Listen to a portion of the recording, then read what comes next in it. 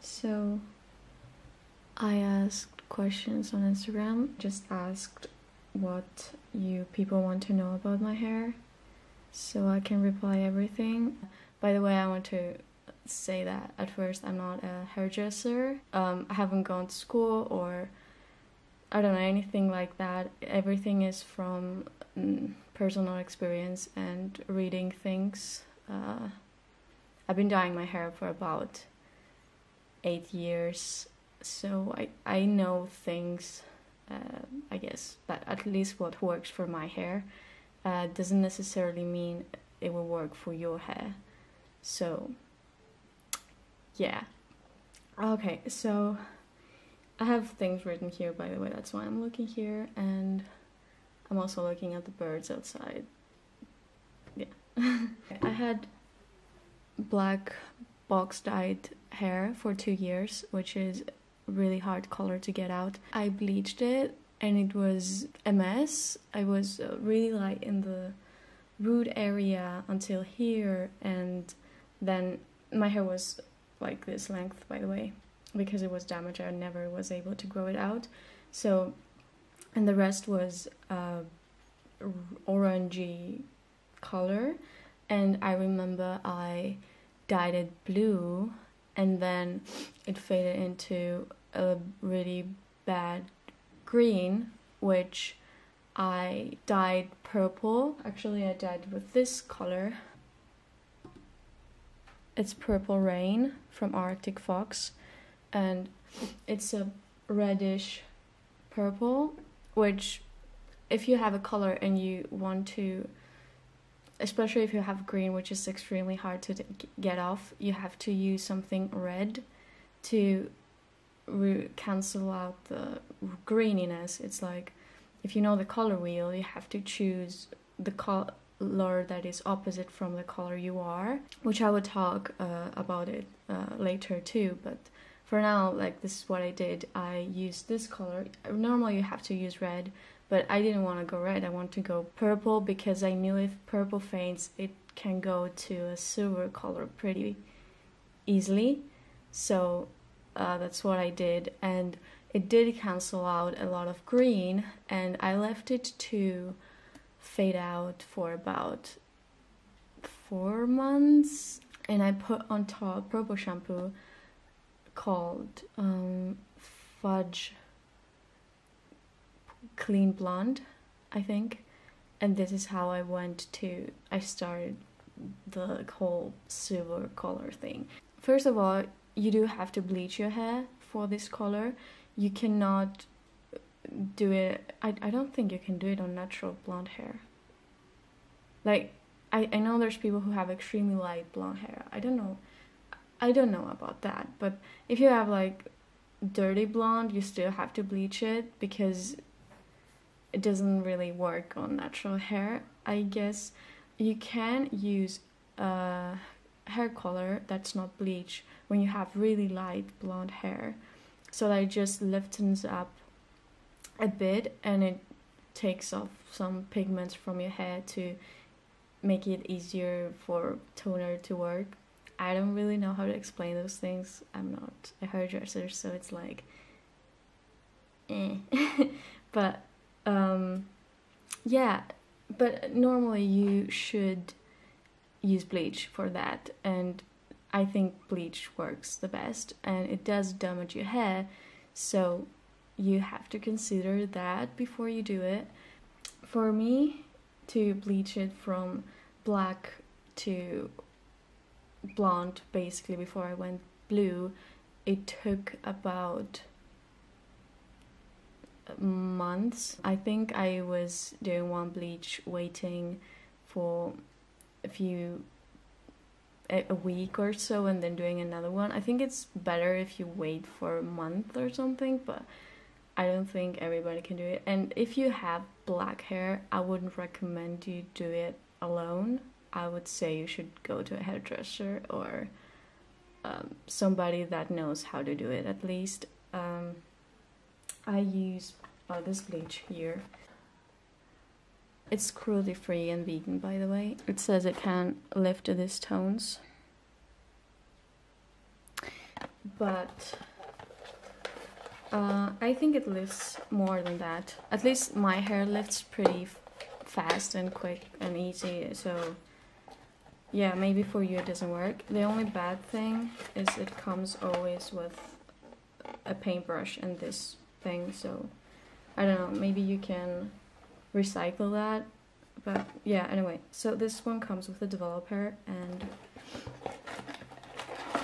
2 powder bleaches and a conditioner too, mask, I don't know. But what I do basically is, I wasn't using that bleach before, so, but this is really good if you have dark hair, like your natural hair color is dark. Let's start with how you bleach your whole head, maybe. Well, basically what you have to do is you should do the rest of your head, but not your roots first. It's better to start from like here and then do the roots at last. If your hair is dyed or is extremely dark, it's better to just do the rest of your hair and avoid the roots at all costs. Like, don't do the roots. And then when you have to do the second bleach, you should also do the roots, because the roots lift a lot faster since the head is so warm. It processes the roots faster. And when the rest of your hair is pretty far away, so it takes longer.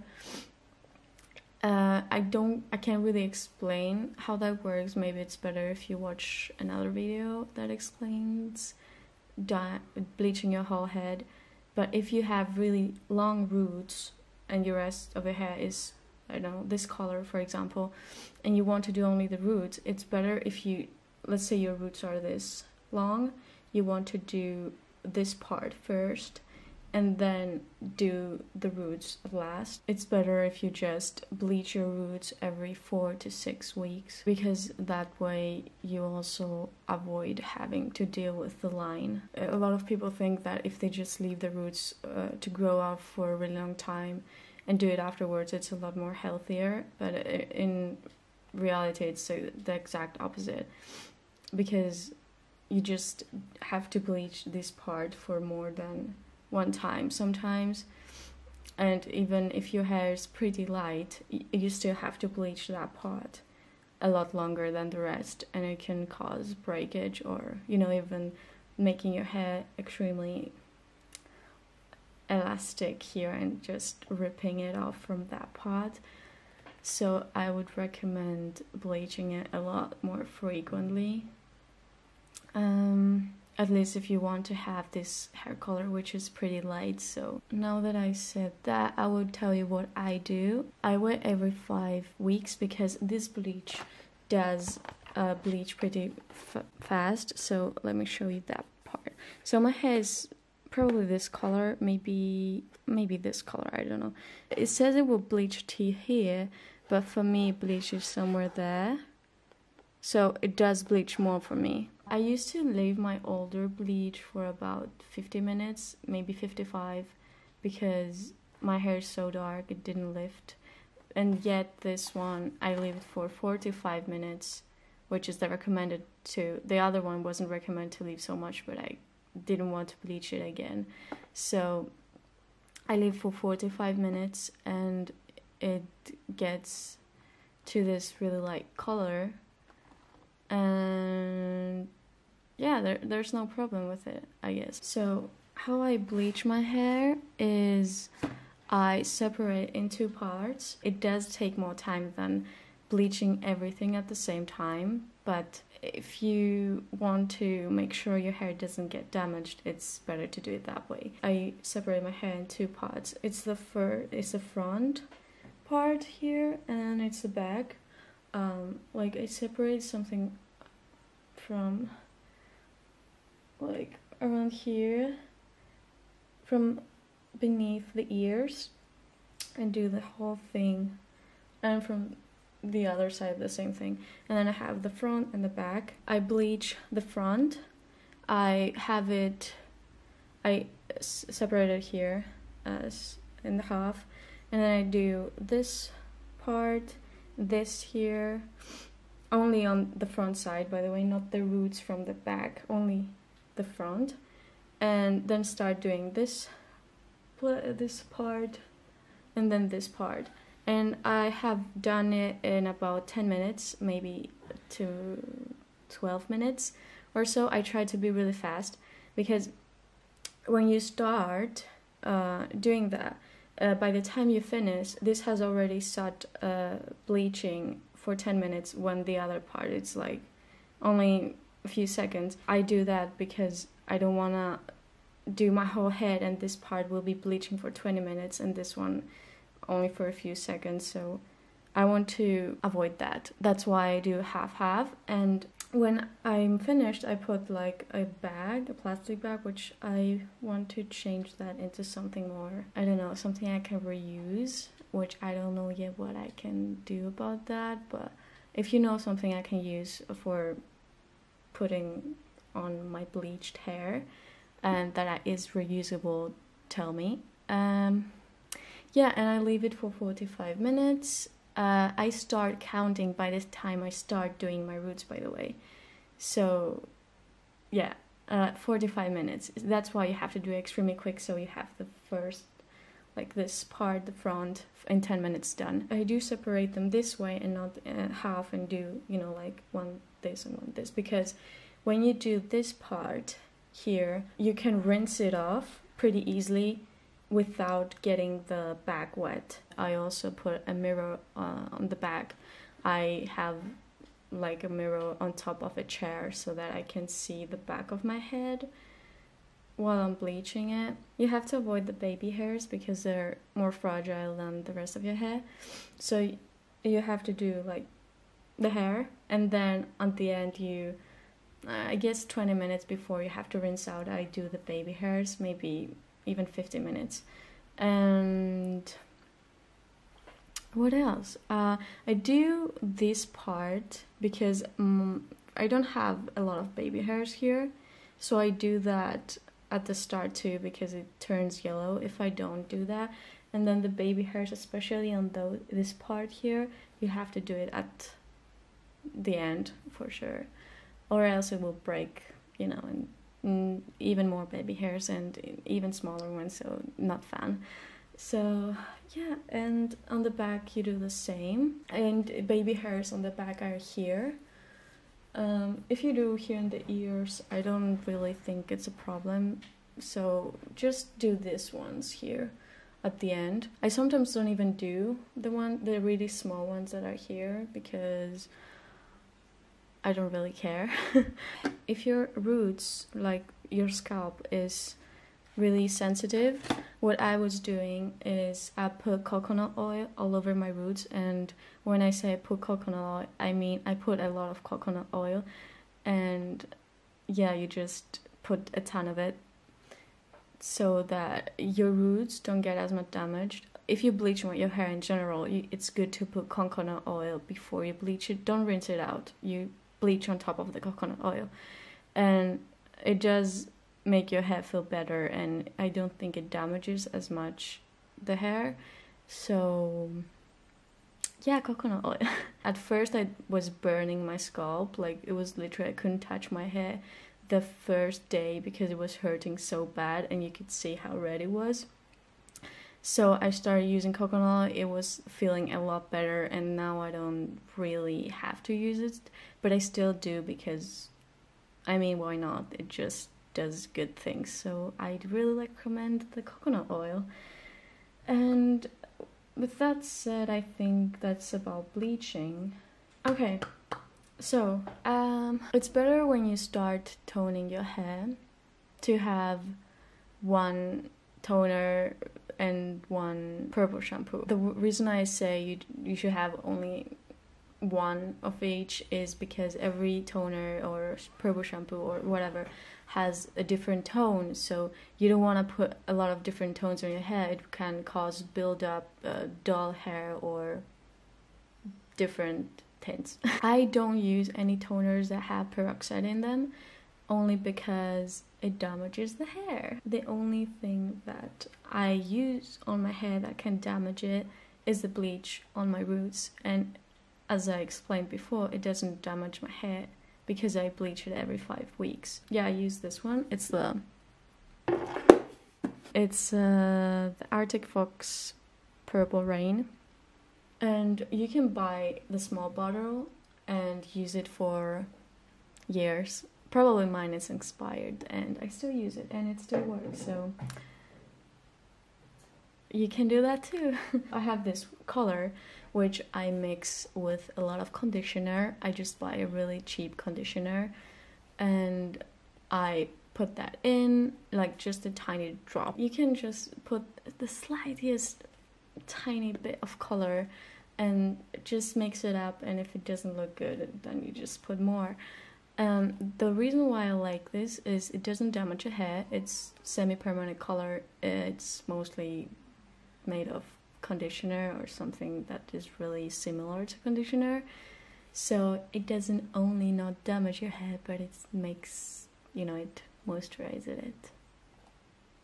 Let's put it here so it looks like we are talking about this product now, okay? The good thing about that is when I bleach my roots, I make it really darkish. It's not really transparent, like I put a tiny bit more to do the roots because they're extremely yellow.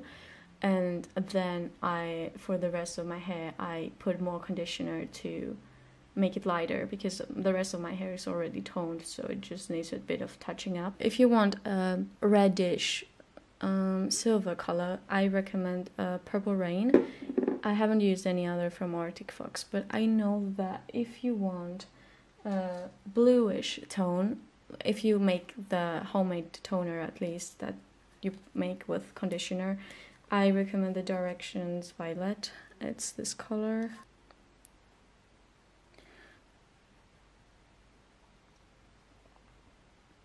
You can use them the same way and it just makes your hair more of a icy color. I don't like it. My hair tends to grab on green tones a lot, and so I stopped using that and I still stick with the Purple Rain. So if you have a lot of green tones on your silver or you want to avoid green tones, it's better to use Purple Rain.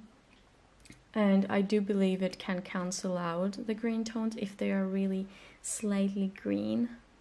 It can cancel them out. For purple shampoo, I use this shampoo here. It's just a normal shampoo.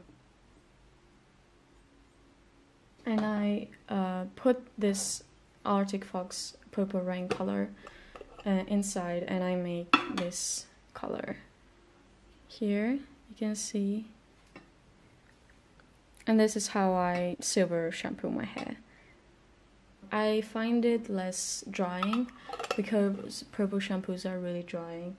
So I do like it more because it's also the same tint as the toner I use. So this is how I avoid a lot of dullness, buildup, and any kind of things like that. I do recommend though this purple shampoo. It does leave an icy color. And it does also, when you bleach your hair, right after you can use that and it will make your bleached hair toned, which I think is weird because I've never tried a purple shampoo that could do that. It does leave your hair a bit more silverish than white, so you should consider that. What else you can do is just take your favorite conditioner and putting a little bit of the semi-permanent hair color, either this or Directions, depending what you like, and just applying it on your hair whenever you are in the shower to keep it a nicer color and so that you don't need to tone it again. Yeah, I think that's it for keeping it silver. Like I said before, it's better not to use a lot of products. That's why I use only one pigment, this Arctic Fox Purple Rain, for putting inside my shampoo and conditioner, because I don't want a lot of buildup. I already have done that. I have used so many things that my hair looks a bit more different color from the roots. My roots are also, I bleached them yesterday, so this is also why they look different. How to keep your hair from being dull, which dull hair basically means just having a lot of build-up of toners or hair dyes or I don't know, products in general. That can happen from harsh water, from different products. Like I said, your hair can also look a bit dull from oils that you might buy for your hair that are yellow. I don't remember which ones they are specifically that make your hair dull or more yellow, but there are some yellow oils that just dull your hair and they just stay on your hair and just tint them. What you can do for dull hair is using clarifying shampoo if it's not so bad. You can also use vitamin C tablets that you make into powder and then mix up with some sort of shampoo. You can also use clarifying shampoo, but that's really drying, so I don't like to do that. And then you can also either use a high lift color, which is not bleach, but it does lighten your hair, but it does damage your hair a bit. Or you can use a bleach bath, which is basically bleach with shampoo and also peroxide, and leave it on your hair only for 5 minutes or even less, depending on your hair color. So yeah, but both of these two, high lift color and the bleach bath, are damaging.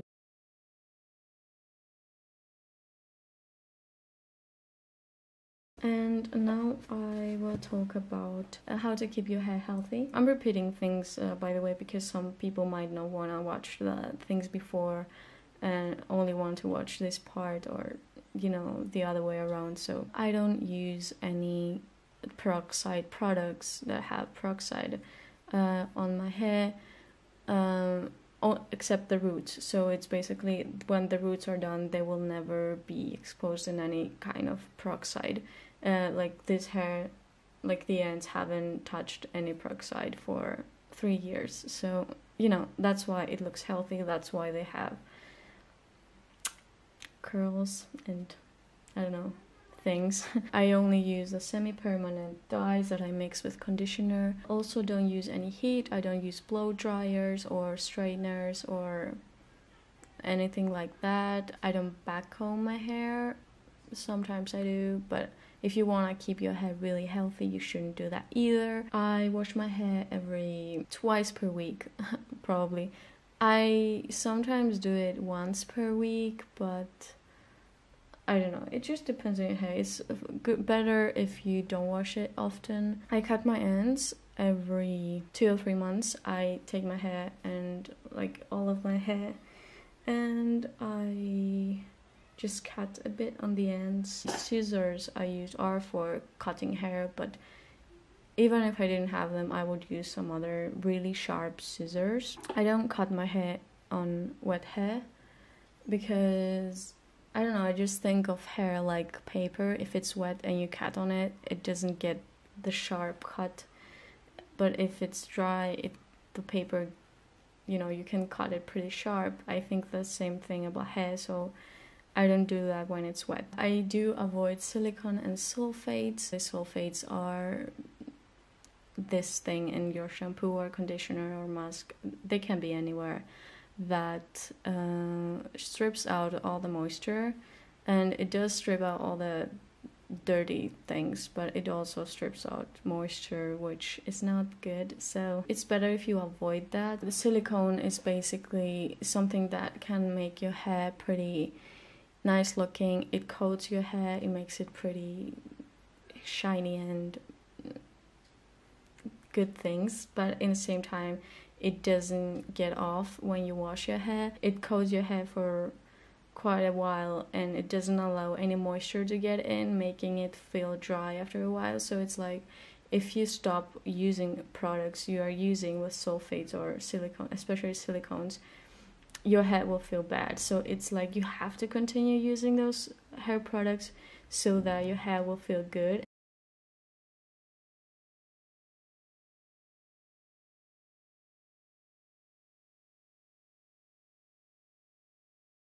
And I don't want to use a lot of products. I don't want to have a lot of different things that I put in my hair to make it feel good. So you will see from the products I use, I don't like having a lot, and I want my hair to be in a state where even if I don't do anything on them, they will still look good. You can find a shampoo.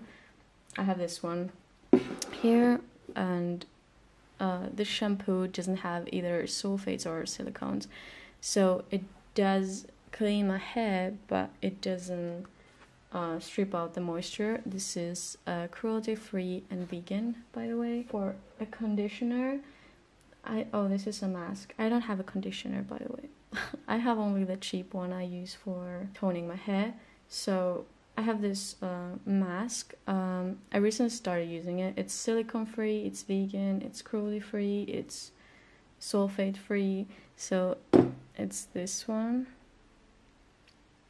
By the way, the Bleach has a mask inside, which a lot of people say it's extremely good, but I have never tried it because it has silicone inside. Then the way I sleep with my hair, I put it in a bun. I don't want to use elastic bands because they can make your hair have split ends, and no thank you. I sleep with silk pillows, so it's a lot more gentle to your hair. By the way, fake silk, not cute to have real silk. You can also put your hair in braids, but they annoy me, they're really long, so I just put them in a bun. When you dry your hair, it's good to use a cotton shirt, or there's some other towels that you can use that are more gentle for your hair. Then let's talk about the coconut oil. And what I do, I use it as a mask.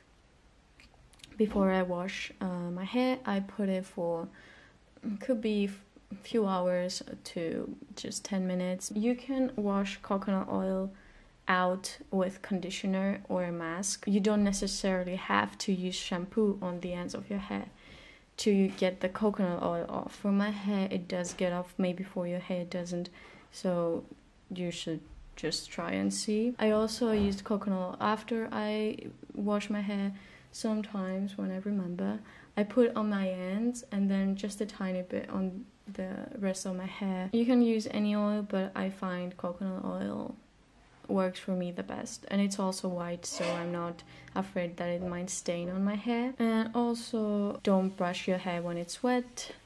You should brush it always when it's dry. I don't personally brush my hair ever, but when you brush your hair, it's better to start from the ends and go up slowly, so you don't rip your hair off. I do brush my hair only before I bleach my hair, or else it's going to be extremely hard. This is basically everything I do.